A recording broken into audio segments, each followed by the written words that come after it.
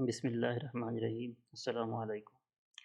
अच्छा, अब तक हमने एचटीएमएल और सीएसएस के कंप्लीट कोर्स देख लिए हैं और उनके प्रोजेक्ट भी बना लिए। हमने 3 प्रोजेक्ट बनाए थे, जिसमें सबसे पहले हमने लॉगिन पेज बनाया था और उसके बाद एक कार्ड वाला प्रोजेक्ट बनाया था, जिसमें हमने एक पेज पे मल्टीपल कार्ड शो करवाए थे और उसके बाद एक हमने कंप्लीट वेबसाइट बनाई है, पोर्टफोलियो वेबसाइट। ठीक है? तो आज हम जावास्क्रिप्ट स्टार्ट करने जा रहे हैं, जिसमें हमारी ये वाली आउटलाइन होगी जो आपको स्क्रीन पे नज़र आ रही है। और इसमें हम चेंजेस वगैरह भी कर सकते हैं, यानी कि अगर कोई चीज़ मिसिंग हुई या इसमें से कुछ रिमूव करना या ऐड करना वो होगा, वो हम उसी टाइम कर लेंगे। ठीक है? तो आज हम ये देखेंगे कि इंट्रोडक्शन टू जावास्क्रिप्ट, यानी कि जावास्क्रिप्ट है क्या चीज़। What is JavaScript definition and purpose? JavaScript is a high-level versatile programming language that power interactive website. अब ये क्या है कि एक हाई लेवल प्रोग्रामिंग लैंग्वेज है, ठीक है, जो पावर इंटरेक्ट करती है वेबसाइट को। अब यानी कि इंटरेक्टिव बनाती है वेबसाइट को, अट्रैक्टिव। ठीक है। और हाई लेवल लैंग्वेजेस कौन सी होती हैं? हमारे पास ना दो किस्म की लैंग्वेजेस होती हैं, एक होती है हाई लेवल और दूसरी होती है लो लेवल। अब जो हाई लेवल लैंग्वेजेस होती हैं वो ह्यूमन की यानी कि रीडेबल होती हैं, ह्यूमन की अंडरस्टैंडेबल होती हैं ह्यूमन को, ठीक है। और जो लो लेवल लैंग्वेज होती हैं वो लो लेवल लैंग्वेजेस कंप्यूटर के अंडरस्टैंडेबल होती है, यानी कि कंप्यूटर उनको इजीली अंडरस्टैंड कर सकता है। ठीक है। JavaScript is the world most popular programming language. JavaScript एक पॉपुलर लैंग्वेज है वर्ल्ड में, ठीक है। JavaScript is a programming language of the web. अब ये क्या है कि जावास्क्रिप्ट एक प्रोग्रामिंग लैंग्वेज है वेबसाइट्स की, जिसमें हम वेबसाइट वगैरह बनाते हैं, dynamic website.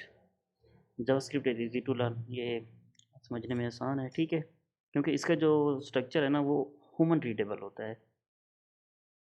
JavaScript is a cross platform. अब क्रॉस प्लेटफॉर्म क्या होता है? क्रॉस प्लेटफॉर्म ये वो होते हैं जिसमें हम मल्टीपल यानी कि वेब ऐप्स बना सकते हो, डेस्कटॉप एप्लीकेशन बना सकते हो और मोबाइल एप्लीकेशन भी बना सकते हो। इस तरह के उसको हम क्रॉस प्लेटफॉर्म बोलते हैं। Object oriented programming language used by developer to make web pages interactive. अब ये एक ऑब्जेक्ट ओरिएंटेड प्रोग्रामिंग लैंग्वेज भी है, ठीक है, जो जो कि वेब पेजेस बनाने के लिए यूज़ होती है, इंटरेक्टिव वेब पेजेस। ठीक है। अब ऑब्जेक्ट ओरिएंटेड प्रोग्रामिंग कौन सी होती है? अब ऑब्जेक्ट ओरिएंटेड प्रोग्रामिंग वो लैंग्वेजेस होती है जिसमें हम ऑब्जेक्ट की बेस पे ही चीज़ों को क्रिएट कर रहे होते हैं। लेट्स सपोज मैं यहाँ पे फिर उसमें हम क्या करते होते हैं कि एक लेट्स सपोज कार का ऑब्जेक्ट बना लिया, ठीक है। अब हम उस कार के ऑब्जेक्ट से मल्टीपल कार्स क्रिएट कर सकते हैं, ठीक है। ये हम आगे देखेंगे ये किस तरह से करते हैं। हाँ, उसके बाद है हमारे पास it allow developer to create dynamically updating content, use animation, popup menus, clickable buttons, control multimedia ETC. अब इसको हम जो है ना डेवलपर यूज़ करते हैं कि अपडेटिंग डायनामिकली अपडेटिंग कंटेंट। इसमें हम यहाँ पे क्या करते हैं कि कंटेंट को डायनामिकली अपडेट करते हैं जावास्क्रिप्ट की हेल्प से। और यूज़ एनिमेशन, हम एनिमेशन को यूज़ कर सकते हैं। पॉपअप मैसेजेस जो होते हैं वो हम शो करवा सकते हैं। क्लिकेबल बटन्स, अब क्लिकेबल बटन क्या होते हैं? मैं लेट्स सपोज कोई एक बटन क्रिएट करता हूँ जिस पे मैं कहता हूँ कि इस पे मैं क्लिक करूँ, कोई ना कोई एक्शन परफॉर्म हो, ठीक है। और कंट्रोल मल्टीमीडिया, मल्टीमीडिया जैसे हमारी वीडियोस वगैरह होगी, हम उसमें यानी कि उसको कंट्रोल करना ईटीसी, ठीक है। उसके बाद है बेसिक सिंटैक्स एंड स्ट्रक्चर। अब इसमें सबसे पहले हमारे पास आते हैं वेरिएबल्स एंड डेटा टाइप्स, और उसके बाद operators, statements and expressions, comments. अब वेरिएबल और डेटा टाइप्स क्या हैं? Understanding variable as container for storing data and different types of data. अब ये समझें जो वेरिएबल होते हैं ना, वो कोई ना कोई डाटा को स्टोर करने के लिए इस्तेमाल होते हैं। Container as a container work करते हैं। अब कंटेनर क्या होता है? कंटेनर में हम कोई भी डाटा रख सकते होते हैं, यानी कि चीज़ रख सकते होते हैं। अब आप जो हमारे रियल लाइफ में कंटेनर होते हैं वो क्या करते हैं कि वो चीज़ों को एक जगह से दूसरी जगह मूव करने में हेल्प करते हैं, और चीज़ों को उसमें चीज़ें मतलब उसमें स्टोर हुई हुई होती हैं, ठीक है। तो सेम इस तरह वेरिएबल भी एज अ कंटेनर वर्क कर रहे होते हैं डाटा को स्टोर करने के लिए। अब जो डाटा हो सकता है वो किसी भी इनके टाइप में हो सकता है। अब वो स्ट्रिंग भी हो सकता है, नंबर भी हो सकता है, और बूलियन भी हो सकता है, अरेज, ऑब्जेक्ट, कुछ भी किसी भी फॉर्मेट में हो सकता है, ठीक है। ये सारी चीज़ें हम आगे जाके डिटेल से पढ़ेंगे। उसके बाद है operators, exploring operators for performing operation on data, arithmetic, comparison, logic, etc. अब हम जो है ना ऑपरेटर की हेल्प से डिफरेंट ऑपरेशन परफॉर्म करेंगे, लाइक अरिथमेटिक यानी कि मैथमेटिकल ऑपरेशन, और कंपैरिजन हम ये करेंगे कि दो और वैल्यू को कंपेयर वगैरह करेंगे इसके साथ। लॉजिकली उस पर हम लॉजिकली इम्प्लीमेंट करेंगे, यानी कि एंड हो गया, आर हो गया, नॉट हो गया, इस तरह से, ठीक है। तो उसके बाद है स्टेटमेंट एंड एक्सप्रेशंस। अब ये क्या करता है कि डिस्टिंग्विशिंग बिटवीन स्टेटमेंट्स यानी कि complete code units and expression code that product produce a value. अब यहाँ पे क्या करता है कि मैं आपको दिखाऊं, लेट स्टेटमेंट की एग्जांपल मैं आपको दिखाऊं, let greeting is equal to hello, ठीक है। Expression, let message is equal to greeting plus world.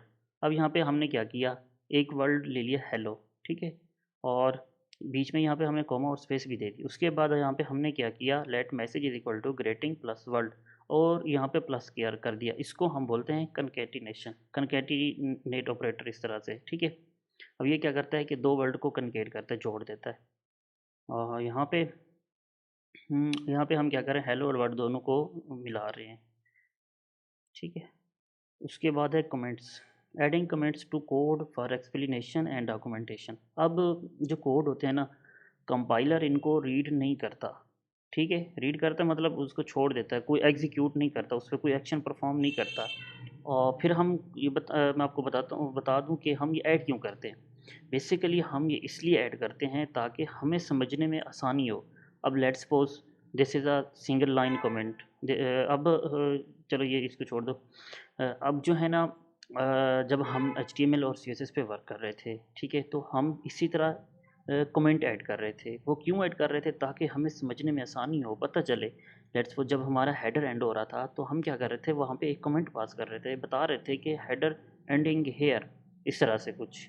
और अगर दूसरा सेक्शन स्टार्ट हो रहा था तो हम वहाँ पे एक कमेंट क्रिएट कर रहे थे जिसमें हम बता रहे थे कि दिस सेक्शन स्टार्ट हेयर, ठीक है, इस तरह से। तो हमारे पास ना दो टाइप के कमेंट होते हैं। जो फर्स्ट कमेंट होता है वो, उसको हम सिंगल लाइन कमेंट बोलते हैं, यानी इसमें क्या होता है कि हम एक ही लाइन को कमेंट करते होते हैं। अब उसके बाद है multiple line comment. Multiple line में हम एक से ज़्यादा लाइनों को कमेंट कर सकते हैं, इस तरह आप एग्जांपल में देख सकते हैं, ठीक है। तो सबसे पहले मैं यहाँ पे क्या करता हूँ कि एक फ़ोल्डर क्रिएट कर लेता हूँ, जिसको मैं नाम देता हूँ जावास्क्रिप्ट, और इसको मैं VS कोड में ओपन कर लेता हूँ। अच्छा, मैं आपको एक और चीज़ भी बता दूँ, जावा और जावास्क्रिप्ट दोनों डिफरेंट चीज़ें हैं, डिफरेंट प्लेटफॉर्म है। अब जावा एक अलग लैंग्वेज है, जावास्क्रिप्ट एक अलग लैंग्वेज है, ठीक है। इन दोनों को मतलब एक ना समझ लेना। उसके बाद मैं यहाँ पे क्या करता हूँ कि अभी के लिए ना यहाँ पे एक HTML index.html की फ़ाइल क्रिएट करता हूँ, ठीक है। और यहाँ पे मैं क्या करता हूँ कि बेसिक स्ट्रक्चर क्रिएट कर लेता हूँ। उसके बाद अब जावास्क्रिप्ट को लिखने के हमारे पास दो तरीके हैं। या तो हम एक एक्सटर्नल फाइल बनाएं, या हम इसको अपने जो है ना इसी HTML वाली फ़ाइल के अंदर यूज़ करें। तो हम दोनों तरीके देखेंगे, ठीक है। तो यहाँ पे हम ये करते हैं कि सबसे पहले अपनी ही इसी फाइल में ही, HTML वाली फ़ाइल में ही इसको यूज़ कर लेते हैं। और वो किस तरह से यूज़ कर सकते हैं, जहाँ पे इस तरह से, एक तो हेड में हम यहाँ पे इधर एक स्क्रिप्ट का टैग ऐड कर देते हैं, इस तरह से, और इसके अंदर ही हम अपना कोड लिख सकते हैं, ठीक है। अब लेट्स सपोज मैं यहाँ पे लिखता हूँ कंसोल लॉग, मैं स्टार्ट से लिखता हूँ कंसोल डॉट लॉग, यहाँ पे लिखता हूँ हेलो, ठीक है, इस तरह से, और मैं अपनी ऐप को गो लाइव कर देता हूँ। और यहाँ पे अगर मैं आपको कंसोल दिखाऊं, हेलो यहाँ पे ये नज़र आ रहा, ठीक है। अब मैं यहाँ जो है ना इसको दोबारा स्टार्ट कर देता हूँ, ये यहाँ पे हेलो नज़र आ रहा, ठीक है। अच्छा, इस एरर को छोड़ो, ये बस इसको बाद में हम देखेंगे, ये वैसे आ रहा है, उसकी वजह से आ रहा है। ब्राउज़र की वजह से।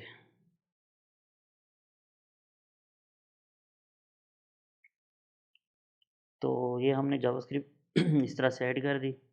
उसके बाद मैं इसको कमेंट कर देता हूँ। अब यहाँ पे ये देखें वो ख़त्म हो गया। अब मैं यहाँ पे क्या करता हूँ कि एक और फाइल क्रिएट करता हूँ जिसको नाम देता हूँ script.js। ठीक है, अब मैं यहाँ पे क्या करता हूँ कि एक console.log वो लिखता हूँ, console.log, और इसमें मैं लिखता हूँ हेलो वर्ल्ड, और इसको सेव करता हूँ। अब यहाँ पे मैं क्या करता हूँ कि इधर जो है ना इसको इंपोर्ट कर लेता हूँ स्क्रिप्ट src को। अब मैं यहाँ पे क्या करता हूँ कि script.js, मुझे इसकी ज़रूरत नहीं होगी, और मैं यहाँ पे लाइव वाली वेबसाइट में चेक करता हूँ। यहाँ पे ये देखिए हेलो वर्ल्ड हमें नज़र आ रहा है। ठीक है,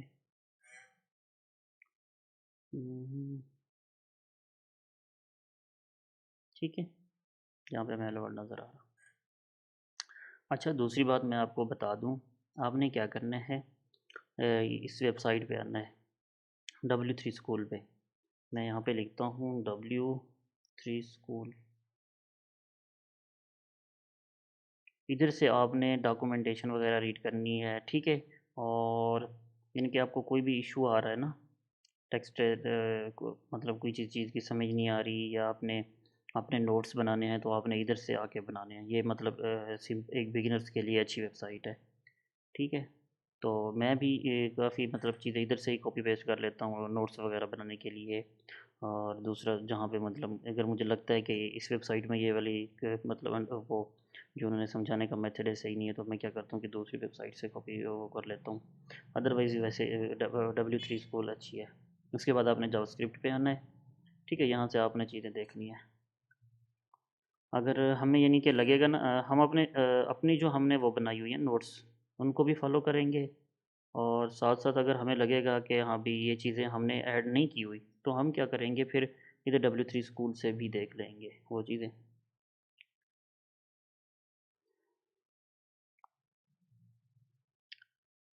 अच्छा, तो सबसे पहले अब हमने देखना है कि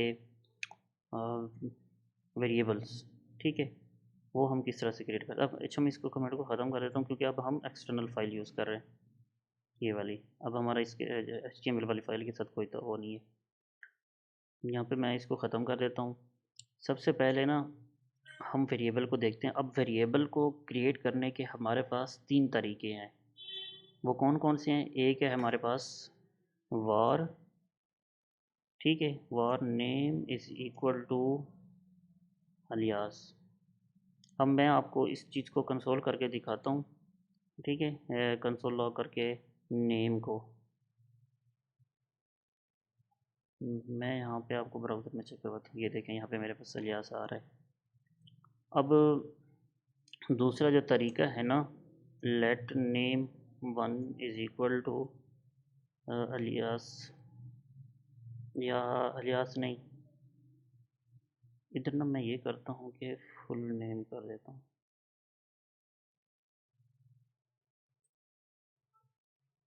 और यहाँ पे कंसोल लॉग करता हूँ फुल नेम को।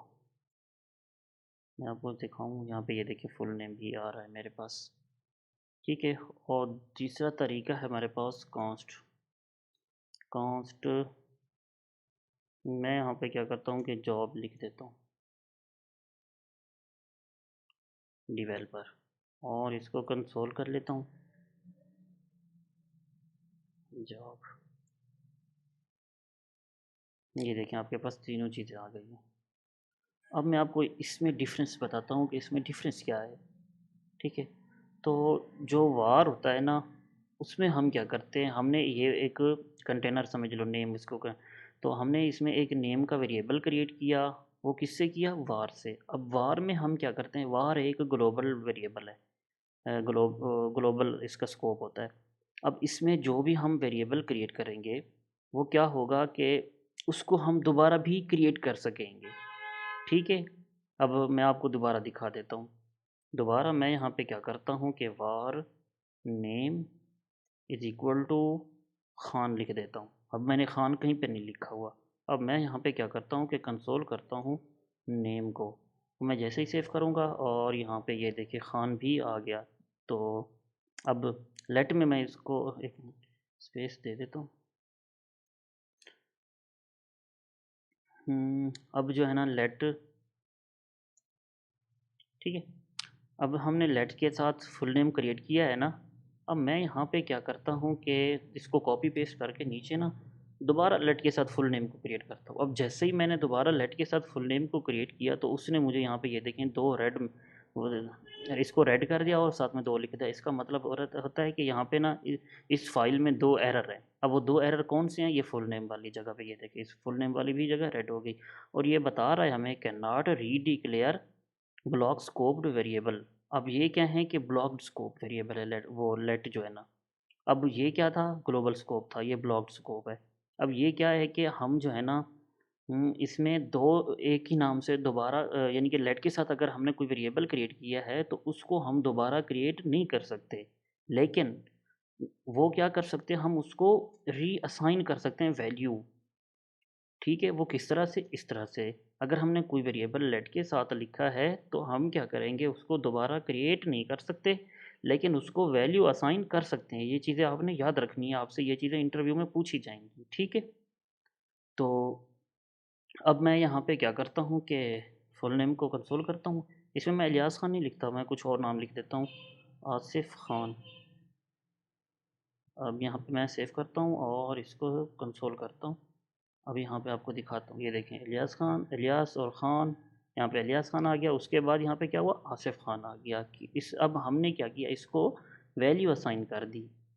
वेरिएबल वही है, दोबारा क्रिएट हम नहीं कर सकते लेट के साथ अगर हम कोई भी वेरिएबल।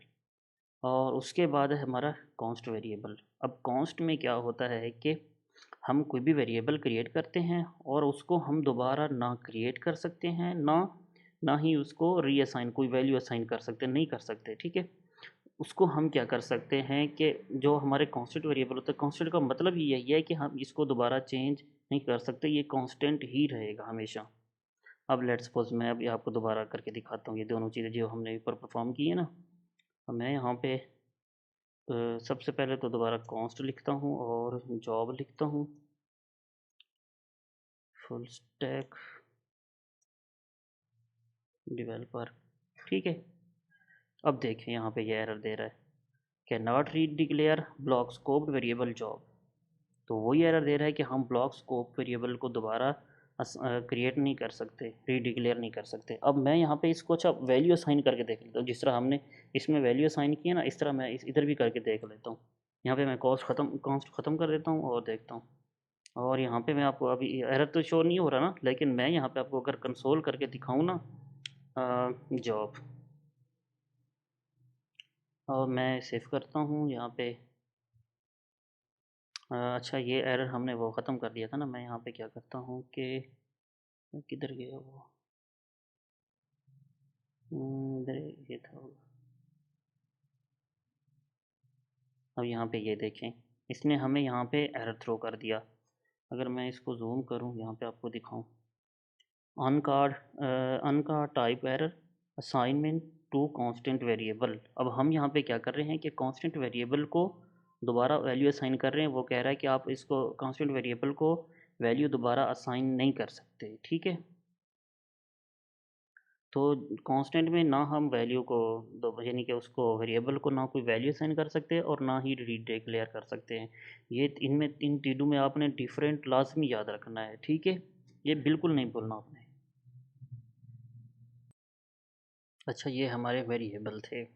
ठीक है, अब हम यहाँ पे क्या कर सकते हैं कि वेरिएबल को, यहाँ पे हम नेम असाइन कर रहे थे ना, हम कोई भी वैल्यू असाइन कर सकते हैं। अब ये जो हमने नेम दिया है ना, ये एक स्ट्रिंग डेटा टाइप है। ठीक है, अब हमारे पास नंबर्स भी होते हैं और ऑब्जेक्ट भी होते हैं, अरेस भी होते हैं, बूलियन भी होती हैं। अब मैं आपको और वेरिएबल क्रिएट करके दिखा देता हूँ। अभी मैं इनको ख़त्म कर लेता हूँ। यहाँ पे कॉन्स्ट इज़ रीड, ठीक है, इस तरह से। Is read true false. अब ये ट्रू फॉल्स होते हैं। उसके बाद कॉन्स्ट इज मैरिड, फॉल्स। ठीक है, इस तरह से अपने नेमिंग कन्वेंशन का भी ख्याल रखना है।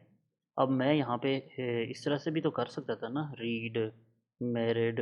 नहीं, इस तरह से नहीं करना हमने। अब जैसे किसी के साथ एज लगता है और किसी के साथ हैज़ लगता है, तो आपने वो उस चीज़ का ख्याल रखना है। ठीक है, नेमिंग कन्वेंशन का। अब मैं यहाँ पे क्या करता हूँ, दूसरा ये हमारी क्या थी, टाइप इसकी बूलियन थी, और सेम इसकी भी बूलियन थी।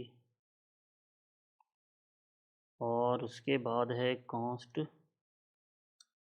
Number is equal to 13। ये इसकी टाइप क्या है, नंबर है। और उसके बाद constant name is equal to Ilyas Khan. अब इसकी क्या टाइप है, स्ट्रिंग। अब जो स्ट्रिंग होती है हम उसको कोटेशन में लिखते होते हैं, और वो डबल कोटेशन भी हो सकती है, सिंगल कोटेशन भी हो सकती है। इसके बाद कांस्ट ऑब्जेक्ट, ये पर्सन लिख देता हूँ मैं इस तरह से। अब हम ऑब्जेक्ट इस तरह से डिफ़ाइन करते हैं जिसमें हमारे पास की और वैल्यू होती हैं। अब पर्सन का क्या, नेम भी हो सकता है, नेम कोई भी हो सकता है, आसिफ, और जॉब इसकी हो डेवलपर। ठीक है। और उसके बाद हमारे पास है अरे। अरे हमारी क्या हो सकती है कि इसमें कुछ भी मतलब लिख सकते हैं, जिनमें या फ्रूट्स हो गया। ठीक है, अरे को हम इस तरह से डिफ़ाइन करते हैं। अब ये क्या है कि स्ट्रिंग ऑफ अरे ऑफ स्ट्रिंग है। अब मैं यहाँ पे क्या करता हूँ कि बनाना हो गया, एप्पल हो गया, इस तरह से और भी काफ़ी सारे हो गए। ठीक, इस तरह से हम इनको क्रिएट करते होते हैं। अब ये कौन सी है, ऑब्जेक्ट, और ये हमारे पास है अरे। तो ये हमारी जो है ना डेटा टाइप थी।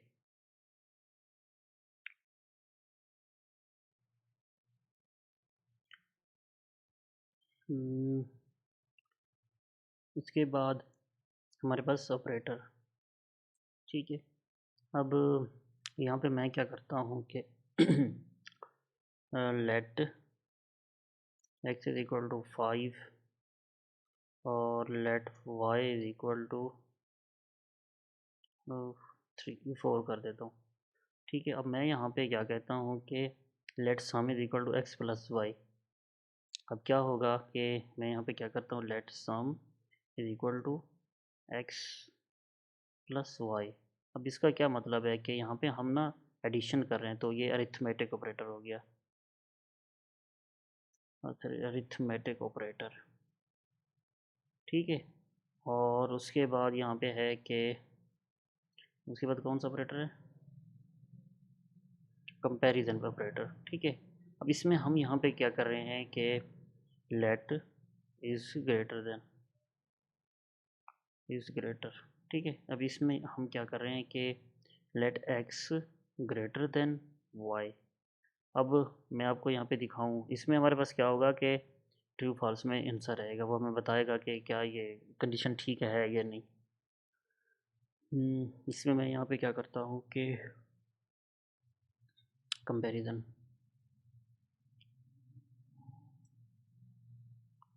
और इसको आपको मैं कंसोल करके दिखा दूँ इस ग्रेटर को, ट्रू। ठीक है। अब यहाँ पे हमने क्या कहा कि एक्स 5 है और वाई क्या है, 4 है। एक्स 5 ग्रेटर देन है 4 से, बिल्कुल ट्रू है। अब अगर मैं यहाँ पे 10 कर दूँ और यहाँ पे आपको चेक करूँ, ये देखिए यहाँ पे फॉल्स आ रहा। ठीक है। और उसके बाद अगर आपने ना इसकी टाइप चेक करनी है, तो आपने यहाँ पे क्या करना है, टाइप ऑफ लिखना है और आगे उसको वेरिएबल का नाम। ठीक है। इस तरह से मैं जैसे इसको सेव करूँगा, ये देखें, ये इसकी टाइप क्या है, बोलियन है। और उसके बाद यहाँ पे मैं अगर फ्रूट्स की टाइप चेक करूँ तो इसकी क्या है, फ्रूट सब्जेक्ट आ रहा।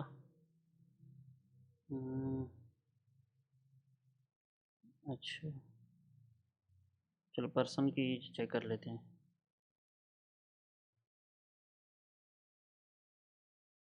ऑब्जेक्ट है, मे भी इसको भी हमारे को मतलब टाइप फ्रूट भी देते हो। अच्छा, उसके बाद मैं अगर नेम की टाइप चेक करूँ,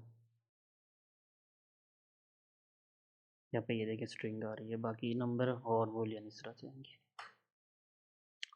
अच्छा, तो उसके बाद हमारे पास है statement and expression. Let statement, और अभी हम क्या करते हैं कि इसकी भी एग्जांपल देख लेते हैं। इनको मैं ख़त्म कर देता हूँ। यहाँ पे मैं क्या करता हूँ कि कॉस्ट, पहले हमारे पास क्या है, greeting. Greeting is equal to hello. ठीक है, ये इस तरह से, और यहाँ पे हम स्पेस दे देते हैं, यहाँ पे कॉमा दे देता हूँ। अब मैं यहाँ पे क्या करता हूँ कि लेट ग्रीटिंग, और उसके बाद लेट कॉन्स टू मैसेज। अब मैं यहाँ पे क्या करता हूँ कि ग्रीटिंग प्लस ये वर्ल्ड लिख देता हूँ। ठीक है, और इसको सेव करता हूँ। सेव कर दिया। यहाँ पे फिर मैं क्या करता हूँ कि कंसोल ऐड कर देता हूँ, जिसमें मैसेज को मैं कंसोल करता हूँ। यहाँ पे ये देखें हेलो वर्ड हमारे पास आ रहा है।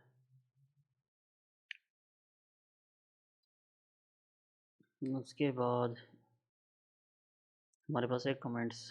कमेंट्स हमारे पास दो टाइप के होते हैं, एक सिंगल लाइन। अब सिंगल लाइन के लिए हम क्या करते हैं, यहाँ पे ये दो स्लैश देते हैं इस तरह से, और यहाँ पे मैं लिख देता हूँ दिस, सॉरी,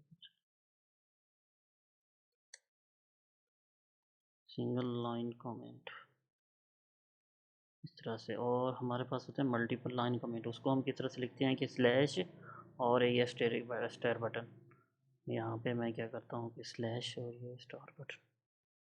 ठीक है, इस तरह से दिस इज़, और यहाँ पे क्या करता हूँ कि मल्टीपल लाइन, अब नीचे कमेंट्स के स्टार और ये ब्रैकेट। ठीक है, इस तरह से। अब इसको मैं ये देखिए यहाँ पे ये 3 लाइन का कमेंट आ रहा है ना, इसको मैं सेव करता हूँ। और अगर यहाँ पे मैं इसको एक यानी कि स्पेस दे दूँ तो क्या हुआ कि ये कह रहा है कि ये मतलब न्यू लाइन इसको कंसीडर कर रहा है, इसमें comment as a comment consider नहीं कर रहा। ठीक है, ये सिंगल लाइन कमेंट इस तरह से लिखते होते हैं। अगर मैं यहाँ पे मल्टीपल भी इस तरह से ज़्यादा भी कर सकता हूँ। तो ये हमारे पास कमेंट थे, और हमने इंट्रोडक्शन इसका देख लिया है। अच्छा, हमने इंट्रोडक्शन देख लिया है, और उसके बाद हम वेरिएबल, डेटा टाइप्स और ऑपरेटर्स देखते हैं। वेरिएबल को हमने थोड़ा सा डिस्क्राइब कर लिया था, डेटा टाइप्स को भी कर लिया था। हम ऑपरेटर को थोड़ा डिटेल से देखेंगे, और जो वेरिएबल और डेटा टाइप्स है ना, इनको हम थोड़ा और भी देख लेते हैं। ठीक है, अब मैं यहाँ पे क्या करता हूँ, सबसे पहले हमारे पास है वेरिएबल, डिक्लेयरिंग वेरिएबल। अब उसमें क्या है, हमारे पास 3 टाइप के वेरिएबल हैं, वार, लेट और कांस्टेंट। यानी कि 3 तरीके हैं वेरिएबल को डिक्लेयर करने के। अब जो वार होता है ना, उस पर हम ये एक यानी कि ये समझ लें ग्लोबल ग्लोबल वेरिएबल है। इससे हम ये होता है कि एक दफ़ा हमने वेरिएबल को डिक्लेयर किया है वार के साथ, तो हम उसको दोबारा भी डिक्लेयर कर सकते हैं वार के साथ। और एक वेरिएबल हमने लेट के साथ क्रिएट किया हुआ है, तो हम उसको दोबारा डिक्लेयर नहीं कर सकते, जस्ट और जस्ट वैल्यू असाइन कर सकते हैं दोबारा। और तीसरा हमारे पास है कॉन्स्ट। कॉन्स्ट में क्या होता है कि हम जो है ना, ना इसको डिक्लेयर कर सकते हैं दोबारा, और ना ही इसको वैल्यू असाइन कर सकते। ये हमेशा कांस्टेंट रहता है। कांस्टेंट जो होता है वो कभी भी चेंज नहीं होता। तो हम फर्स्ट अब हम क्या करते हैं कि वार की एक एग्जांपल देख लेते हैं दोबारा से। सबसे पहले मैं यहाँ पे क्या करता हूँ कि sorry, var first name is equal to Ilyas कर देता हूँ, और इस तरह से var age is equal to 24। और मैं यहाँ पे क्या करता, कंसोल करता हूँ फर्स्ट नेम, और एक और कंसोल ऐड करता हूँ जिसमें मैं एज को कंसोल करवा देता हूँ और आपको दिखाता हूँ। यहाँ पे ये देखिए मेरे पास एज भी आ रही है और नेम भी आ रहा है। तो उसके बाद मैं इसको ख़त्म कर देता हूँ। लेट इंट्रोड्यूस, अच्छा उसके बाद हमारे पास है लेट। अब let introduce in ES6, let allow block scope variable it's preferred over var in modern JavaScript. अब जो हम अब जो इस टाइम लेटेस्ट जावास्क्रिप्ट का ये समझ रहे हैं वर्जन चल रहा है ना, वो ES6 है। ठीक है, इससे पहले ES5 था। अब ES5 में ना हम वार को ही यूज़ करते थे एक वेरिएबल को क्रिएट करने के लिए। तो वार जो था वो एक ग्लोबल स्कोप वेरिएबल था। अब जो लेट है ना वो क्या है कि ब्लॉक स्कोप वेरिएबल है। अब उसमें हम दोबारा रीडिक्लेयर नहीं कर सकते वैल्यू को। ठीक है, तो अब क्या हुआ कि वार को लोगों ने यूज़ करना छोड़ दिया, मतलब बहुत कम यूज़ करते हैं, ये नहीं कि नहीं करते, करते हैं, लेकिन ये कि बहुत कम यूज़ करते हैं। वो इस वजह से क्योंकि अब मेरे पास ना 1000 लाइन ऑफ कोड्स है। अब एक मैंने लेट्स सपोज एज वाला वेरिएबल ऊपर क्रिएट किया था, अब एंड पे जाके मुझे ना एज वाला वेरिएबल दोबारा चाहिए, तो मैं क्या करता हूँ कि दोबारा उसको रीडिक्लेयर करता हूँ। तो क्या होता है कि मुझे नहीं पता चलता, ना कोई एरर थ्रो करता है ना कुछ, वो क्या करता है कि दोबारा रीडिक्लेयर कर देता है। तो फिर इससे ना मतलब ये होता है कि इशू आ सकते हैं।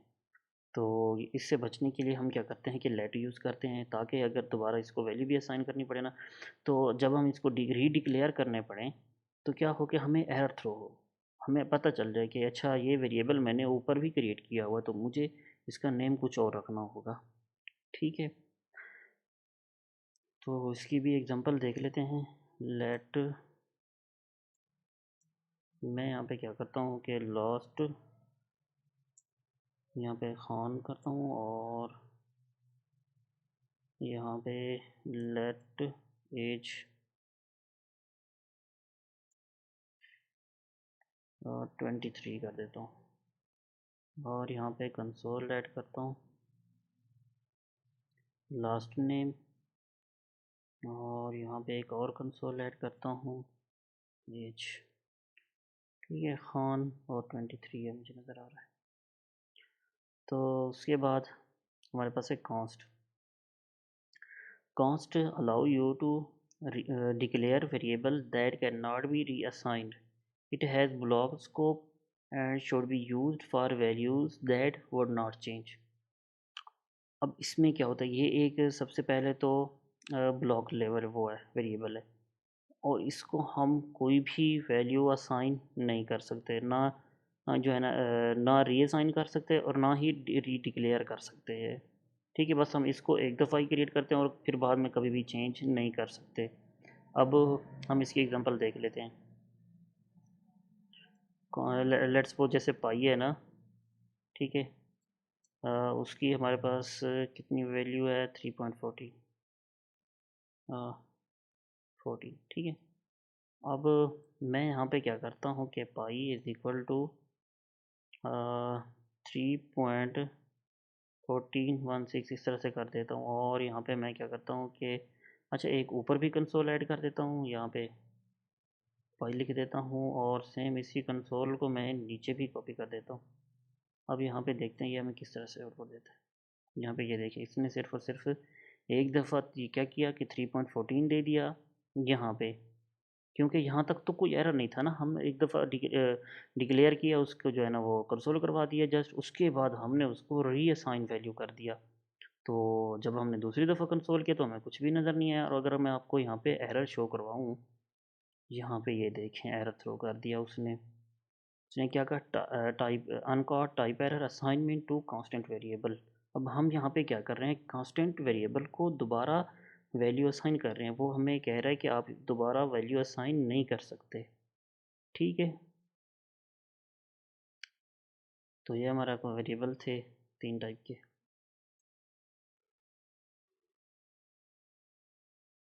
उसके बाद है नेमिंग कन्वेंशंस। अब मैंने आपको पिछले इंट्रोडक्शन में बताया था कि नेमिंग कन्वेंशन का आपने लाजमी ख्याल रखना है। Use meaningful names that describe the variable purpose. अब आपने नेम भी इस तरह के देने हैं कि वो उसके वेरिएबल जो हो उसके वो पर्पस भी डिफाइन कर रहा हो। अब लेट्स सपोज मैं इसकी एग्जांपल आपको बताता हूँ। अब हमारे पास एक नेम है, ठीक है, तो हम उसको नेम की बजाय एक्स दे दें, let x is equal to Ilyas. तो क्या ये अच्छा इंप्रेशन पड़ेगा? बिल्कुल भी नहीं पड़ेगा, ठीक है। कोई भी आपका कोड देखेगा वो पहले यही कहेगा कि भाई ये तो मतलब अनाड़ी है, ये समझ लो, इसको बस कुछ भी नहीं आता। तो आपने क्या करना है, नेमिंग कन्वेंशन का लाजमी ख्याल रखना है। आपने अपने कोड को ज़्यादा से ज़्यादा इम्प्रेसिव बनाना है, यानी कि अट्रैक्टिव बनाना है, अट्रैक्टिव हो आपका कोड। कोई भी डेवलपर, कोई भी सीनियर डेवलपर या कोई भी आपका कोड देखे तो उसको पता चले अच्छा वाकई इस बंदे को रूल्स भी पता है कि कोड लिखते किस तरह से हैं। तो आपने लाजमी इस चीज़ का ख्याल रखना है। अब लेट्स सपोज जैसे मैं अपना एक नेम लिख रहा हूँ, तो उसमें मैं const name is equal to Ilyas, Ilyas Khan, ठीक है, ओके है। अब मेरा ना जैसे मैंने फर्स्ट नेम लिखना है तो इलियास लिखना है, तो मैं यहाँ पे क्या करूँगा, वेरिएबल को नाम भी फर्स्ट नेम दूंगा। और अगर मैंने यानी कि मुझे फिर लास्ट नेम भी चाहिए तो मैं वेरिएबल का नाम भी लास्ट नेम रखूँगा। और अगर मुझे फुल नेम चाहिए कहीं पे, यानी कि फर्स्ट नेम भी चाहिए, लास्ट नेम भी चाहिए और फुल नेम भी चाहिए, तो तब मैं क्या करूँगा, फर्स्ट नेम, लास्ट नेम और फुल नेम रखूँगा। अदरवाइज़ मुझे सिर्फ़ और सिर्फ नेम चाहिए ना, तो एक ही नेम है तो उसमें जस्ट आप ऐड कर दो const name is equal to फलां, ठीक है। और इसको ना अच्छा, जब एक से यानी कि जैसे फुल नेम, फुल एक वर्ड है, नेम अगला वर्ड है। अब जब हमने फुल नेम लिखना हो तो हमें भी इसके भी यानी कि लिखने के रूल्स मतलब वो हैं। तो वो हम किस तरह से लिखते हैं, या तो हम कैमल केस यूज़ करते हैं, जो कि मैं अब तक आपके सामने यूज़ करता आया हूँ। यहाँ पे आपको दिखाऊँ मैं, अगर पिछले कोड के मैं कंट्रोल जी करता हूँ, यहाँ पे देखते हैं, ये देखें, यहाँ पे मैंने लास्ट नेम लिखा है ना, सबसे पहले जो फर्स्ट वर्ड था ना, लास्ट, इसको मैंने एज मतलब वो रखा, स्मॉल लेटर रखे, और जो दूसरे वर्ड का फर्स्ट लेटर है उसको मैंने कैपिटल कर दिया। इसको हम बोलते हैं कैमल केस। तो ये भी एक यानी कि अच्छी प्रैक्टिस है ये। और दूसरा हमारे पास कौन सा मेथड होता है, मेथड नहीं मतलब किस तरह हम लिख सकते हैं जो अट्रैक्टिव हो, तो उसको हम जो है ना अंडरस्कोर के साथ वो करें। अब वो किस तरह से, लेट्स सपोज मैं यहाँ पे चाहता हूँ कि मैं कैमल केस यूज़ ना करूँ, इस तरह से करूँ, तो इस तरह से मुझे क्या करना होगा, मुझे यहाँ पे ना अंडरस्कोर देना होगा, ये इस तरह से। तो ये चीज़ भी ठीक है। वैसे कैमल केस यूज़ करो ये ज़्यादा अच्छा है, मैं तो यही यूज़ करता हूँ। बाकी आपको जो भी अच्छा लगे, ये वाला अच्छा लगे या ये कैमल केस अच्छा लगे।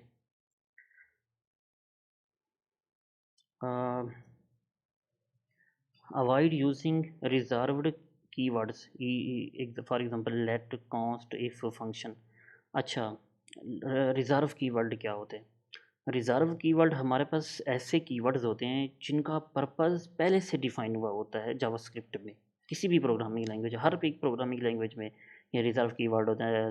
सी में होते हैं, C++ में होते हैं, जावा में होते हैं, जावास्क्रिप्ट में होते हैं, पाइथन में होते हैं, बाकी काफ़ी हर एक, ऑलमोस्ट हर एक लैंग्वेज में लाजमी होते हैं।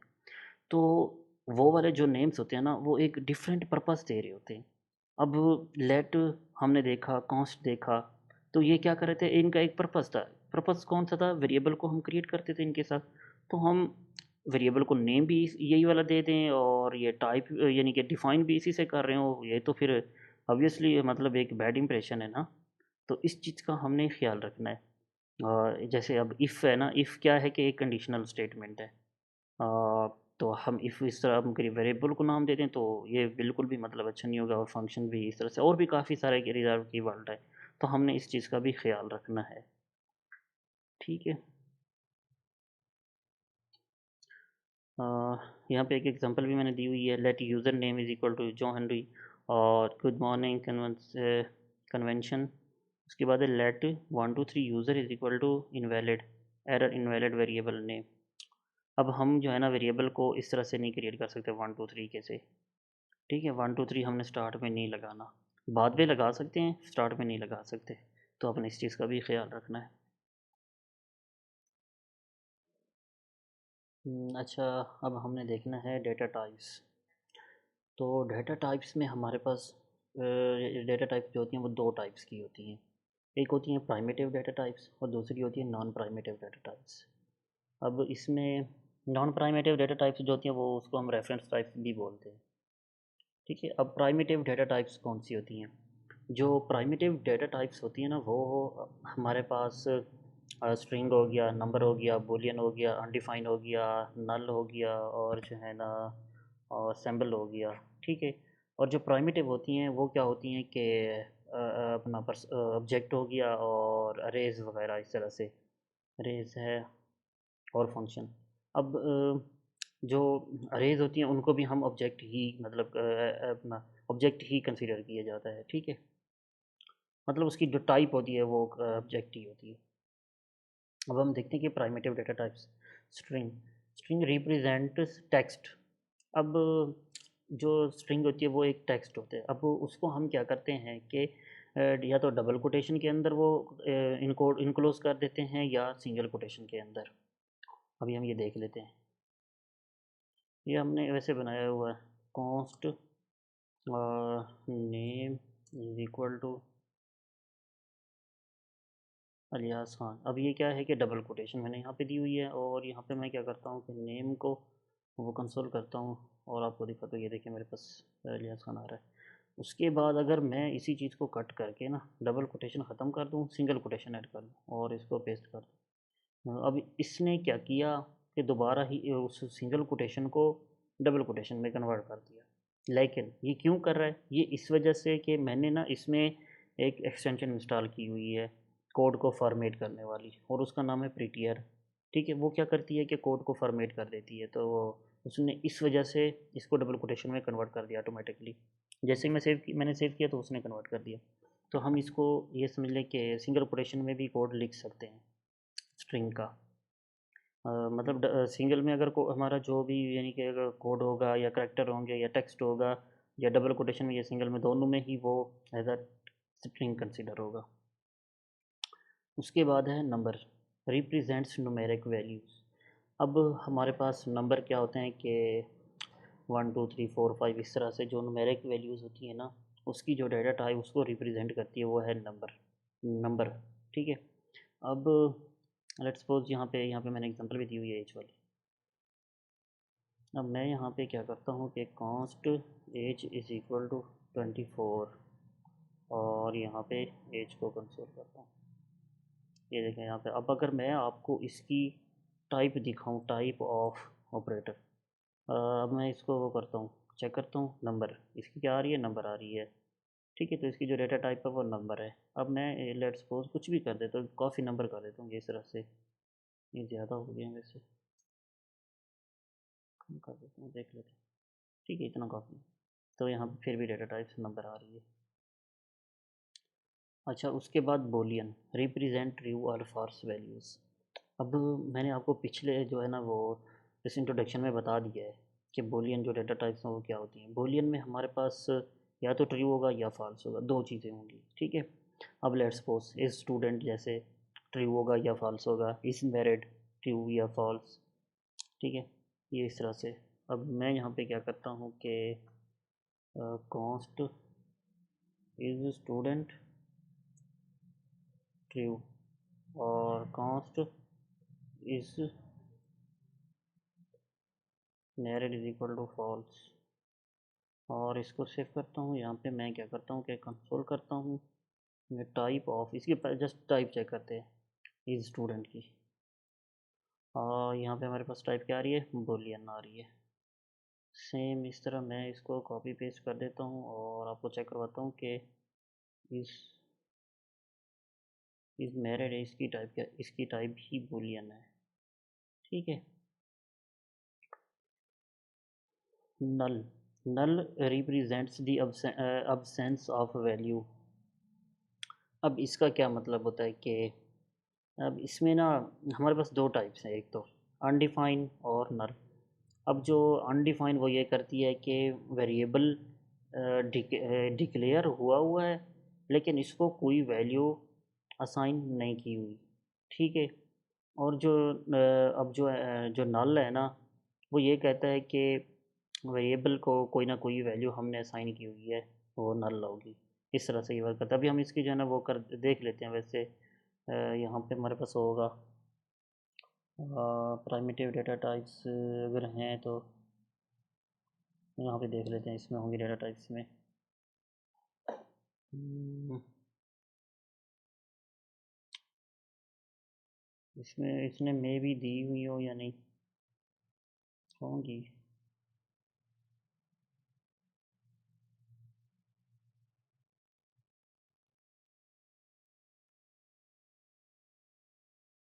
नल होनी तो चाहिए थी।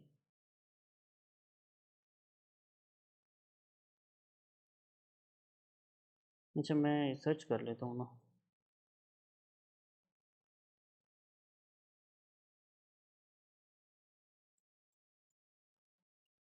यार है बस।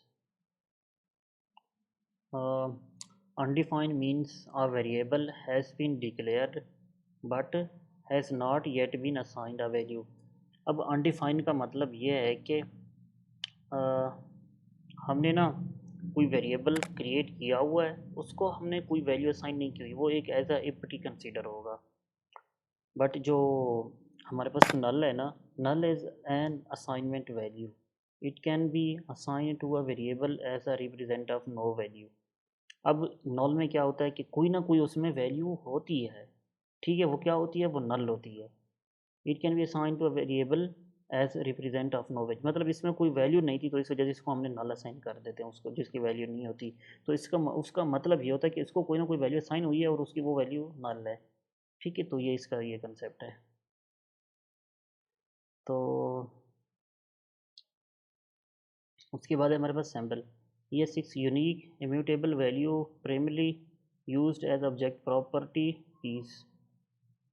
अच्छा, अब मैं यहाँ पे क्या करता हूँ, वैसे मैं देख लेता हूँ इसको ये किस तरह से अब यहाँ पे क्या करते हैं कि कॉन्स्ट नेम, नहीं कॉन्स्ट पर्सन, पर्सन ये मैं पर्सन का ऑब्जेक्ट बनाता हूँ इस तरह से। उसमें मैं क्या करता हूँ कि नेम और name is equal to Ilyas. यहाँ पे मैं क्या करता हूँ, एक और वैल्यू जॉब क्रिएट कर देता हूँ। ठीक है, इसमें ना हमारे पास की वैल्यू होती है, की एक की होती है, ये उसकी की है और ये उसकी वैल्यू है। अब मैं यहाँ पे क्या करता हूँ कि जॉब भी दे देता हूँ डेवलपर। और यहाँ पे क्या करता हूँ, कंसोल डॉट लॉग पर्सन, और उसके अंदर इस तरह से एक मिनट देख लेते हैं सैम्बल। इस तरह से। अब यहाँ पे मैं क्या करता हूँ कि नेम, देखते हैं ये चीज़ वर्क करती है या नहीं। नहीं कर रही ये चीज़। एरर कोई है, uncaught person is not a sign, not a function. अच्छा, एक minute.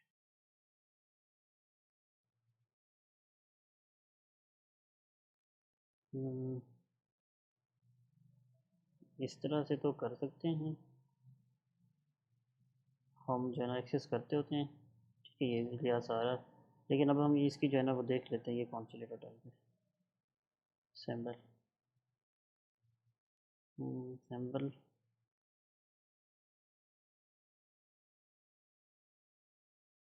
Data type in JavaScript. JavaScript sample is a data type of primitive data type. ठीक है, the sample function return the sample value type. The value return from sample is unique. अच्छा, तो वैसे हम इसको कभी यूज़ नहीं करते। अच्छा, इसकी एग्जांपल फिर भी देख लेते हैं, ये मैं क्वेश्चन दे रहा है। Const unique key is equal to sample unique.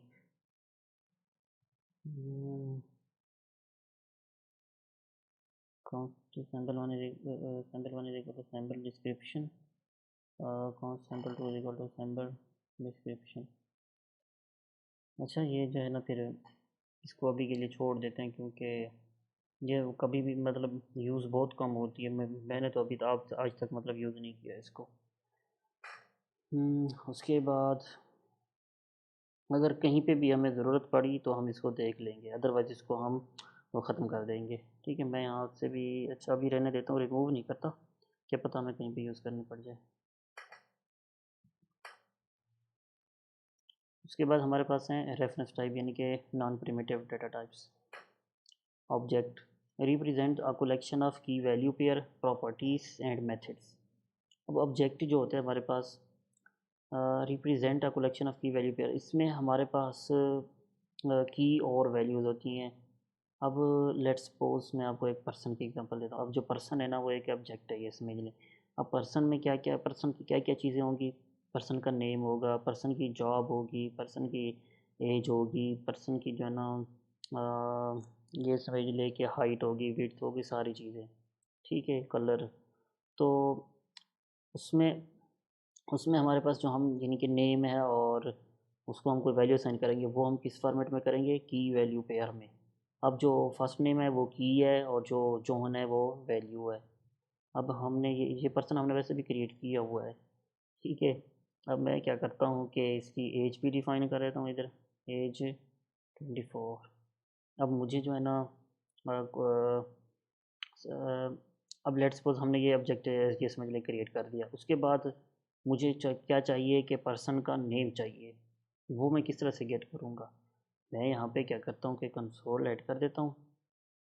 ठीक है, अब मैं यहाँ पे क्या करता हूँ, name dot person, sorry person dot, sorry person dot name, इस तरह से मैं जैसे इसको सेव करूँगा यहाँ पे हमारे पास ये नेम आ गया लियास। अब मैं मुझे जो है ना इसकी जॉब चाहिए, मैं पर्सन की जगह नेम की जगह पे जॉब को करूँगा और इंट सेव करूँगा। यहाँ पे ये देखेंगे उसकी जॉब आ गई है। अब ये एक तरीका है, इसको हम बोलते हैं डॉट मेथड। ठीक है, ये डॉट जो ऑब्जेक्ट की मतलब को ऑब्जेक्ट को कॉल करवाने का डॉट मेथड है। उसमें हमें कोई भी वैल्यू चाहिए होगी, जो भी मतलब नेम चाहिए, अब जो उसकी जो भी मतलब वैल्यू चाहिए तो हम उससे हम डॉट मेथड से गेट करेंगे। उसके बाद होता है हमारे पास ब्रैकेट मेथड। अब ब्रैकेट मेथड में किस तरह होता है, ये होता है कि अब पर्सन ब्रैकेट्स स्ट्रिंग, इसमें यहाँ पे मुझे ये देखिए ये सुगेशन भी दे रहा है। और मुझे जो भी मतलब चाहिए, जो भी प्रॉपर्टी को गेट करना है, और मैं किस तरह से गेट करूँगा, उसका नेम लिख दूँगा, नेम, इस तरह से। अब मैंने नेम को लिखा, इसमें नेम क्या है, अलियास है। अब यहाँ पे ये देखें अलियास आ गया। हाँ, मैं जॉब करता हूँ अगर, और जॉब, हाँ ठीक है जॉब ही है। जॉब किया, यहाँ पे सेव किया इसको, यहाँ पे ये देखिए इसकी जॉब आ गई है। तो ये हमारा ऑब्जेक्ट था। उसके बाद है arrays, represent a list like collection of values. अब इसमें ना लेट्स सपोज कलर की एक अरे है, जैसे कि यहाँ पे मैंने एग्जांपल दी हुई है। अब इसमें हमारे पास काफ़ी सारी वैल्यूज़ होती है, यानी कि एक से ज़्यादा अगर वैल्यूज़ हैं तो हम उसको क्या करते हैं कि एक अरे में रख देते हैं। अब लेट्स सपोज एक से ज़्यादा कलर थे ना, रेड हो गया, ग्रीन हो गया, ब्लू, तो हमने उनको क्या किया, एक अरे में रख दिया। यहाँ पे मैं क्या करता हूँ कि कॉन्स्ट कलर,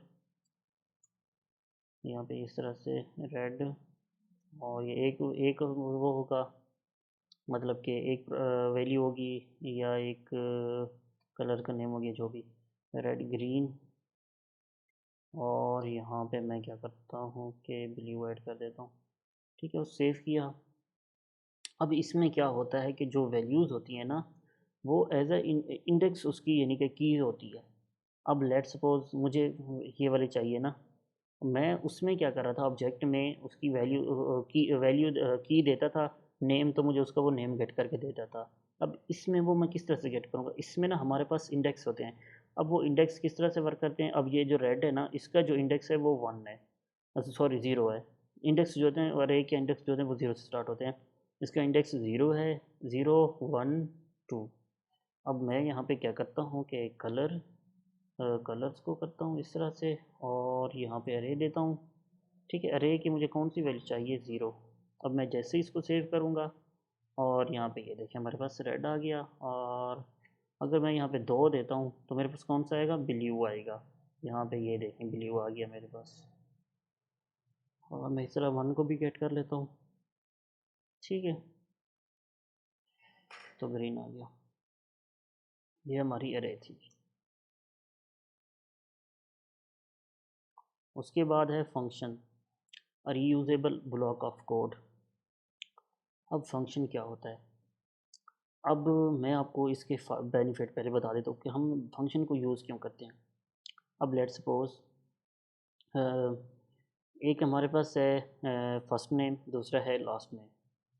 अब मैं चाहता हूँ कि अब हम अगर फेसबुक की वैसे एग्जांपल लें तो वहाँ पे क्या होता है कि काफ़ी जगह पे आपकी पोस्ट पे भी आपका फुल नेम शो हो रहा होता है, और आपके कमेंट में भी आपका फुल नेम शो हो रहा होता है, आपके प्रोफाइल पेज पे भी आपका फुल नेम शो हो रहा होता है। हर काफ़ी जगह पे, मतलब एक से मल्टीपल जगहों पे आपका नेम शो हो रहा होता है, फुल नेम शो हो रहा होता है। तो हम क्या करते हैं कि एक ब्लॉक ऑफ कोड लिखते हैं, यानी कि एक फंक्शन लिखते हैं, उसको हम रीयूजेबल बनाते हैं। यानी कि वो क्या होता है कि वो रीयूजेबल होता है। हम फंक्शन को एक दफ़ा क्रिएट करते हैं और मल्टीपल टाइम उसको यूज़ कर सकते होते हैं। अब लेट्स सपोज मैं आपको एग्जांपल वही फुल नेम वाली बता देता हूँ। यहाँ पे let first name is equal to, ठीक है, first name is equal to Aliyas, और let last name is equal to Khan. अब मैं हर जगह फर्स्ट नेम लिखूँगा फिर लास्ट नेम लिखूँगा, इस तरह लिखने की बजाय मैं यहाँ पे क्या करूँगा कि एक फ़ंक्शन क्रिएट कर लूँगा, ठीक है, इस तरह से। अभी हम सिंपल फंक्शन यूज़ कर रहे हैं, तो फंक्शन को क्रिएट करने के लिए सबसे पहले हमें फंक्शन का कीवर्ड लिखना होता है। उसके बाद हमें फंक्शन का नेम देना होता है। अब फंक्शन का नेम मैं क्या दे रहा हूँ? Full name. अब मैंने आपको बताया था कि नेमिंग कन्वेंशन का आपने ख्याल करना है, ठीक है। अब मैंने यहाँ पे क्या किया, फंक्शन एक फुल नेम का फंक्शन क्रिएट कर दिया, जिसमें मैं क्या करूँगा, मैं कहता हूँ कि ये फंक्शन जो है मुझे रिटर्न करे। रिटर्न क्या जो चीज़ हमने रिटर्न करवानी है वो रिटर्न में लिख देंगे। मैं यहाँ पे क्या कहता हूँ कि ये जो फंक्शन है ना, ये मुझे क्या करे, first name plus last name return करे, ठीक है। अब मैं यहाँ पे क्या करता हूँ, कंसोल में इसको कॉल करवाता हूँ फुल नेम को।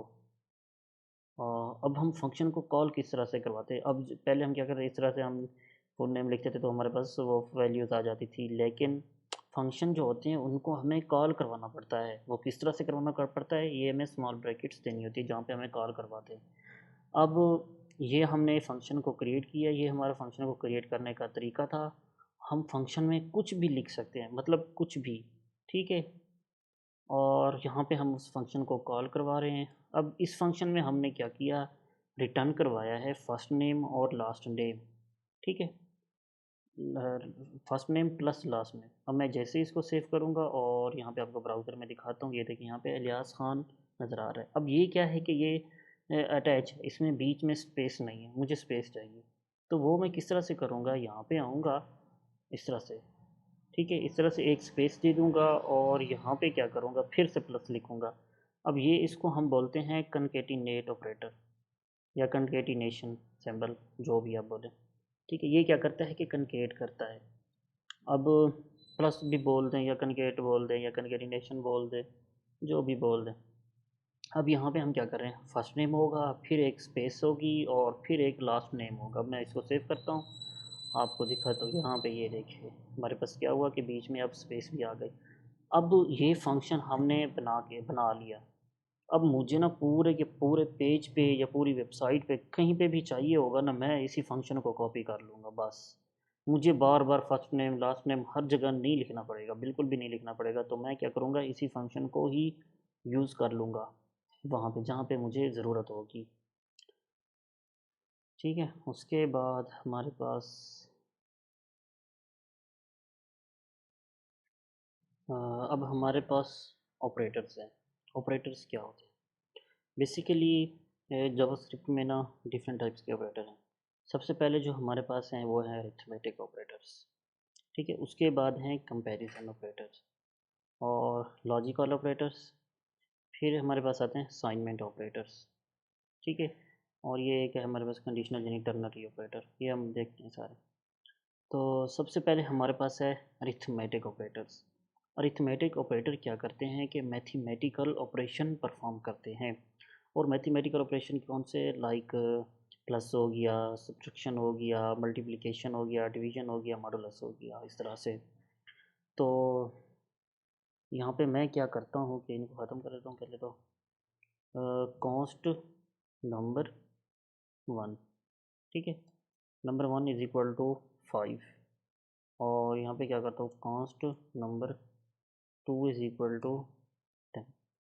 अब सबसे पहले जो हमारे पास है ना वो है एडिशन। अब लेट, यानी कॉन्स्ट यूज़ करें तो कॉन्स्ट यूज़ करते हैं, const sum is equal to number one plus number two. ठीक है, मैं इसको सेव करता हूँ और यहाँ पे कंसोल करता हूँ सम को, आपको दिखाता हूँ सम। यहाँ पे ये देखिए हमारे पास क्या शो हो रहा है, 15 शो हो रहा है। तो 5 + 10 इसने 15 कर दिया। उसके बाद है हमारे पास सब्ट्रैक्शन ऑपरेटर, अरिथमेटिक ऑपरेटर। अब ये क्या करता है कि subtract one value from another, एक यानी कि एक वैल्यू से दूसरी वैल्यू सब्ट्रैक्ट कर देता है। अब मैं यहाँ पे क्या करता हूँ कि इसको ना 50 कर देता हूँ, 50 कर देता हूँ, 50 कर देता हूँ। और यहाँ पे माइनस इनके सब्ट्रैक्शन ऑपरेटर यूज़ कर लेता हूँ, माइनस ऑपरेटर यूज़ कर लेता हूँ। मैं इसको फिर यहाँ पे सब बोलूँगा सब्ट्रैक्शन ही नहीं, मुझे पूरा कंप्लीट कर देना चाहिए क्योंकि ये अब नहीं पता चल रहा सब क्या है, सब्ट्रैक्शन। ठीक है, मैं कॉपी करता हूँ और यहाँ पे पेस्ट करता हूँ, आपको दिखाता हूँ। 50 माइनस 10, 10, 15, 14, ठीक है। उसके बाद हमारे पास है मल्टीप्लिकेशन। अब ये क्या करता है कि मल्टीपल करता है टू वैल्यूज़ को। अब मैं इन्हीं दो वैल्यूज़ को यूज़ करूँगा, हमें ज़्यादा मतलब ज़्यादा डिटेल से जाने की ज़रूरत ही नहीं है क्योंकि ये सिंपल से ऑपरेटर है, प्लस माइनस, तो हम बचपन से देखते आ रहे हैं। अच्छा खैर, उसके बाद यहाँ पे मैं क्या करता हूँ, मल्टीपल ऑपरेटर यूज़ करता हूँ और यहाँ पे इसको बोलता हूँ, लिखता हूँ कि मल्टीप्लिकेशन। ठीक है, इस तरह से। मैं इसको कॉपी करता हूँ और सेव करता हूँ। 50 और 10 से मल्टीप्लाई अगर करें तो 500 हमारे पास आंसर आता है। उसके बाद है division, divide one value by another. इसमें हम क्या करें, दो वैल्यूज़ एक दूसरे को डिवाइड कर रहे होते हैं।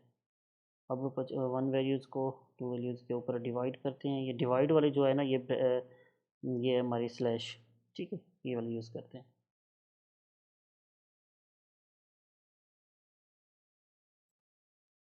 डिवीजन, और इसको मैं सेव करता हूँ।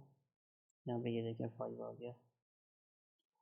और उसके बाद है modulus, return the remainder of a division. अब ये क्या करता है कि हमें रिमाइंडर रिटर्न करता है। अब रिमाइंडर क्या होता है, लेट्स सपोज एक वैल्यू को हमने दूसरी वैल्यू पे डिवाइड किया। अब उसमें से जो बच गया, यानी कि लेट्स सपोज मैंने क्या किया कि 10 को जो है 10 पे जो है ना 10 को 3 पे डिवाइड कर दिया। अब क्या होगा कि 3 दफ़ा एक 3 आएगा, फिर दूसरी दफ़ा 6 आएगा, जब डिवाइड होगा तब तीसरी जगह मतलब 9 आता है। उसके बाद एक बच जाता है, उस पर डिवाइड, एक पे 3 डिवाइड नहीं होता। तो फिर ये क्या करता है कि वो वाला एक हमें रिटर्न कर देता है। अब लेट्स सपोज मैं यहाँ पे क्या करता हूँ कि अभी मैं आपको अगर दिखाऊँ ना, हमें ज़ीरो आंसर मिलेगा। क्यों? क्योंकि ये इस पर डिवाइड हो जाता है। बस मैं ये वेरिएबल नहीं चेंज करता। यहाँ पे ये देखें ज़ीरो है रिमाइंडर। अगर मैं क्या करूँ, इसको 10 कर दूँ और इसको ना 3 कर दूँ, यहाँ पे आपको दिखाऊँ। यहाँ पे ये देखें एक रिमाइंडर आ रहा है हमारे पास। तो ये हमारे थे अरिथमेटिक ऑपरेटर्स। उसके बाद हमारे पास हैं कंपैरिजन ऑपरेटर। अब इसमें हम क्या करते हैं कि दो वैल्यूज़ को कंपेयर करते हैं। अब वो किस तरह से करते हैं, जैसे हमारे पास इक्वल हो गया, अच्छा उसके बाद स्ट्रिक्ट इक्वल और नॉट इक्वल। ठीक है, नॉट स्ट्रिक्ट, नॉट इक्वल। अब मैं यहाँ पे क्या करता हूँ कि ये इस तरह से, और भी हमारे पास हैं ग्रेटर देन, लेस देन, और ग्रेटर, और भी हैं equal to, greater than and equal to, greater less than and equal to. ठीक है, ये वाले। सबसे पहले जो हमारे पास है वो है कौन सा, इक्वल। अब हमने क्या करना है कि चेक करना है कि क्या ये दो इक्वल हैं या नहीं है। अब इज़ इक्वल, इस तरह से मैं यहाँ पे क्या करता हूँ कि इज़ इक्वल को कंसोल लॉग करता हूँ और आपको दिखाता हूँ यहाँ पे, ये देखें ये फॉल्स आ रहा है। अब मैं यहाँ पे क्या करता हूँ, 10 देता हूँ इस तरह से। अब नंबर 1 भी 10 है, नंबर 2 भी 10 है। अब अभी मैं कंसोल ओपन नहीं करता, आप इसको वीडियो को पॉज कर दें और खुद से सोचें कि या क्या ये जो है ना इसका ये इक्वल आएगा या नहीं। ठीक है, तो ये इक्वल है, अभी के लिए ये इक्वल है। कैसे? क्योंकि ये भी तो 10 है ना, ये भी 10 है। तो मैं आपको यहाँ पे दिखाता हूँ, यहाँ पे ये देखें ये ट्रू आ रहा है, इक्वल दे रहा है। उसके बाद हमारे पास होता है ट्रिपल इक्वल टू, यानी कि स्ट्रिक्ट इक्वल टू, यानी कि ट्रिपल हम 3 इक्वल वाले सिंबल लगाते हैं इस तरह से। इसका क्या मतलब होता है? ये हम इसलिए यूज़ करते हैं यानी कि स्ट्रिक्टली चेक करें ये चीज़। अब इसमें ही वो क्या चेक कर रहा था, सिर्फ और सिर्फ वैल्यू को चेक कर रहा था, वो टाइप नहीं चेक कर रहा था। अब ये जब 3 इक्वल लग जाते तो इसका मतलब होता है कि वैल्यू भी चेक हो और डेटा टाइप भी इसकी चेक हो। वो किस तरह से, अभी आप ये देखें यहाँ पे हमारे पास फॉल्स आएगा, वो मैं आपको बताता हूँ क्यों आएगा। यहाँ पे ये देखें ये फॉल्स आ रहा है कि ये ट्रू इक्वल नहीं है दो वेरिएबल। वो क्यों नहीं है? अगर मैं आपको यहाँ पे चेक करवाऊँ, यानी कि टाइप ऑफ नंबर 1 और टाइप ऑफ नंबर 2, ठीक है, और यहाँ पे मैं सेव करता हूँ, आपको दिखाता हूँ। ये देखिए ये फर्स्ट वन की जो टाइप है वो नंबर है और दूसरे की जो टाइप है वो स्ट्रिंग है। ठीक है, तो थर्ड 3 इक्वल का मतलब ये होता है कि हम हमारी जो वैल्यू होगी और डेटा टाइप दोनों चेक होंगी इसमें। ठीक है, दोनों का इक्वल होना ज़रूरी है। और उसके बाद not equal to, compare two values for inequality, loose inequality. अब ये होता है कि मैं अगर यहाँ पे चेक करूँ ये चीज़, तो क्या होगा कि ये हमें अब फॉल्स देगा। इसका मतलब क्या है कि यानी कि ये नॉट इक्वल है। अब ये मतलब वो है कि एक हमारे पास होता है स्ट्रिक्ट और एक होता है लूज़। अब जो ये लूज़ है क्योंकि इसमें हमने स्ट्रिक्टली नहीं कहा कि टाइप भी चेक करो और वैल्यू भी चेक करो, इसमें हमने जस्ट ये कहा कि बस वैल्यू चेक कर दो। वैल्यू क्या हुआ कि ये हमारे पास इक्वल है ना, ये दोनों इक्वल हैं, ठीक है। लेकिन जब हमने नॉट इक्वल लगाया, अगर वो इक्वल होगी तो क्या करेगा, वो उसको नॉट इक्वल यानी कि नॉट इक्वल कर देगा, अपोजिट कर देगा। अब ये ट्रू है तो ये क्या करेगा, फॉल्स कर देगा। यहाँ पे ये देखिए हमारे पास फॉल्स आ रहा है। अब अगर मैं यहाँ पे एक और इक्वल लगा दूँ इस तरह से, तो ये क्या चेक करेगा कि ये ट्रू करेगा। क्यों? क्योंकि ये दोनों अब ये इक्वल नहीं है, क्योंकि इसमें अब टाइप भी चेक हो रही है और वैल्यू भी चेक हो रही है। तो वैल्यू तो ठीक है इक्वल है, लेकिन टाइप इक्वल नहीं है, दोनों की अलग अलग टाइप है। तो क्या होगा कि ये हमें अब ट्रू रिटर्न करेगा। यहाँ पे ये देखिए मैं ट्रू रिटर्न कर रहा है। तो उसके बाद ये चीज़ भी होगी ना, नॉट स्ट्रिक्ट नॉट इक्वल। ठीक है, तो ये थे हमारे अरिथमेटिक ऑपरेटर्स।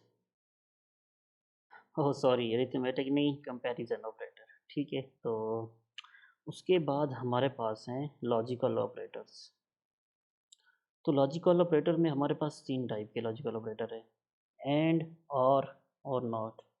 अब इसमें क्या होता है कि जो सबसे पहले हमारे पास एंड है ना, इसमें हम क्या करते हैं कि 2 कंडीशन होती हैं हमारे पास। उसमें हम ये चेक करते हैं कि फर्स्ट कंडीशन भी ट्रू हो और सेकंड कंडीशन भी ट्रू हो। तो क्या होगा कि जो हमारा रिज़ल्ट आएगा वो ट्रू आएगा। ठीक है, अगर इनमें एक भी यानी कि कंडीशन फॉल्स हुई तो इसका मतलब अब हमारा ये एंड ऑपरेटर हमने यूज़ किया होगा तो वो जो हमें रिज़ल्ट आएगा वो फॉल्स में आएगा। और के केस में क्या होता है कि हमारे पास ना मिनिमम एक कंडीशन का ट्रू होना लाजमी है। यानी कि अगर 2 कंडीशन है उनमें से एक ट्रू है तो इसका जो रिज़ल्ट आएगा वो हमारा ट्रू आएगा। अब नॉट में क्या होता है, नॉट क्या करता है कि रिवर्स कर देता है। ठीक है, अगर हमारा आंसर ट्रू आ रहा होता है तो वो उसको रिवर्स करके फॉल्स शो करवा देता है। अगर वो फॉल्स आ रहा होता है तो उसको रिवर्स करके ट्रू कर देता है। तो हम इसके ऊपर अभी प्रैक्टिस कर लेते हैं। अब मैं इनको रिमूव कर देता हूँ। कॉन्स्ट यहाँ पे क्या करता हूँ कि कंडीशन वन, सॉरी वन इस तरह से। अब यहाँ पे क्या करता हूँ कि ट्रू और const condition two is equal to false, और यहाँ पे क्या करता हूँ कंडीशन, ठीक है, कंडीशन वन इस तरह से, एंड ये हमारे एंड ऑपरेटर के सिंबल हैं। कंडीशन टू, तो मैं जैसे इसको कंसोल करूँगा आपको ऊपर दिखाता हूँ। यहाँ पे ये देखें फॉल्स आ रहा है, क्यों? क्योंकि अब जो फर्स्ट कंडीशन है ना वो है ट्रू, ठीक है। उसके बाद जब वो दूसरी कंडीशन पे आया उसने चेक किया ये तो फॉल्स है, तो उसने क्या कर दिया, फॉल्स रिटर्न कर दिया, क्योंकि इसमें एंड में हमारे पास दोनों कंडीशन का होना ज़रूर, ट्रू होना ज़रूरी है। तो अब मैं इसको अभी आपको ट्रू करके दिखा देता हूँ और सेव करता हूँ। यहाँ पे ये देखिए मेरे पास ट्रू हो गया। अब मैं इसको रिवर्स कर देता हूँ अभी के लिए, फॉल्स, ठीक है। अभी ये मेरे पास फॉल्स हो गया। अब मैं यहाँ पे क्या करता हूँ, एंड ऑपरेटर यूज़ करता हूँ। अब जो एंड ऑपरेटर है वो इस तरह से हम यूज़ करते हैं। मैं जैसे ही इसको सेव करूँगा, यहाँ पे आपको दिखा, ये देखिए हमारे पास ट्रू आ रहा है, क्यों? क्योंकि इसमें ना एक कंडीशन ट्रू है। मैंने आपको बताया था कि इसमें और में क्या होता है कि कोई एक का कंडीशन का ट्रू होना लाजमी है। अगर एक कंडीशन ट्रू है तो आपका जो रिस्पॉन्स है या रिज़ल्ट है वो ट्रू होगा। उसके बाद है हमारे पास नॉट, ठीक है, इस तरह से। अब ये क्या करता है कि, सॉरी इस तरह से नहीं, अब ये एक ही कंडीशन के साथ यूज़ होता है, ठीक है। अब कंडीशन वन क्या है, ट्रू है, तो ये क्या करेगा, रिवर्स कर देगा। अब रिवर्स किस तरह होगा, तो वो हमारा जो है इसको फॉल्स कर देगा, ठीक है। ये देखिए इसने इसको फॉल्स कर दिया। अब अगर यही चीज़ मैं कंडीशन टू के साथ यूज़ करूँ, क्योंकि ये तो ऑलरेडी फॉल्स है, तो क्या होगा कि ये इसको भी रिवर्स कर देगा। अब इसका रिवर्स, फॉल्स का रिवर्स कौन सा होगा, ट्रू होगा। यहाँ पे मैं इसको सेव करता हूँ और आपको दिखाता हूँ। यहाँ पे ये देखिए हमारे पास ट्रू शो हो रहा है। तो ये हमारे थे लॉजिकल ऑपरेटर्स, ठीक है। अच्छा, उसके बाद हमारे पास आते हैं असाइनमेंट ऑपरेटर्स। अब इसमें हम क्या करते हैं कि वैल्यू को असाइन कर रहे होते हैं, किसी एक वेरिएबल को वैल्यू असाइन कर रहे होते हैं। अब assign a value to a variable, उसकी एग्जांपल ये है कि let x is equal to 10। अब हमने इसको एक 10 वैल्यू असाइन कर दी। उसके बाद हमारे पास होता है plus equal to adds a value to the variables. अब ये क्या करता है कि let's suppose x is equal to 10 और एक्स प्लस इक्वल टू 5। अब इसका मतलब क्या होगा कि x plus x is equal to x plus 5। अब जो एक्स की वैल्यू 10 है ना, अब चलो हम इसकी एग्जांपल करके देख लेते हैं। Const x is equal to 10, ठीक है। और यहाँ पे मैं क्या करता हूँ, कॉन्स्ट वाई, या यहाँ पे किस तरह से कर रहे हैं हम यहाँ पे, अच्छा लेट के साथ पहले तो मुझे इसको फिर लेट करना होगा अगर मुझे एक्स को चेंज करना है ना। एक्स प्लस इक्वल टू 10 या फिर 15, ठीक है। अब इसका मतलब क्या है, इसका मतलब ये है कि ये इस तरह से वर्क करेगा। X x is equal to x plus x plus 50। तो अब हम यहाँ पे क्या करते हैं, कंसोल कर लेते हैं। क्या करता हूँ मैं, एक्स को कंसोल करता हूँ। अब हमारे पास क्या होगा, x is equal to x 10 plus 15, हमारे पास क्या आना चाहिए, 25 आना चाहिए। मैं इसको सेव करता हूँ और यहाँ पे ये देखिए हमारे पास 25 आ रहा है।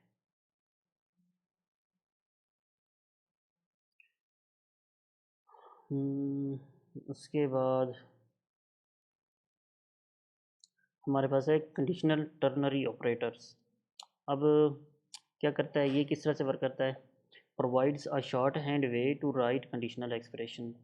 अब लेट्स सपोज हम जो है ना, यानी कि वो एक बड़ी स्टेटमेंट लिखने की बजाय इफ़ एल्स वगैरह यूज़ कर देते हैं ना, तो इफ़ एल्स वगैरह ना यूज़ करें तो हम इसको शॉर्ट टर्नरी ऑपरेटर यूज़ कर लेते हैं। तो ये क्या करता है कि इसको हम यानी कि इस तरह से यूज़ करते हैं कि अगर ये कंडीशन ट्रू हो तो ये वाला हमें रिटर्न हो। तो इसकी बेस पे हम जो है ना टर्नरी ऑपरेटर यूज़ करते हैं। तो हम यहाँ पे एक ये वाले एग्जांपल देख लेते हैं। Let age is equal to 14। ठीक है।